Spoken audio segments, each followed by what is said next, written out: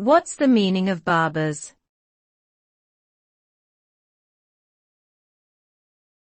Barbers.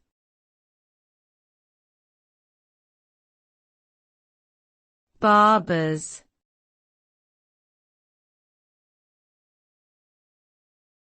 Barbers.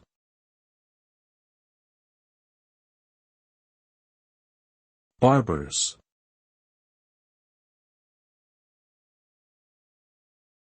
The term barbers refers to a place where men can get their hair cut and styled. Historically, barbers were seen as skilled craftsmen who provided a range of services beyond just haircuts, including shaving, tooth extraction, and even bloodletting. Today, barber shops have evolved into a cultural hub for men, where they can socialize with other customers and bond over shared experiences. Many modern barber shops offer additional services such as beard trimming, hot towel shaves, and even massages, attracting a diverse range of clients.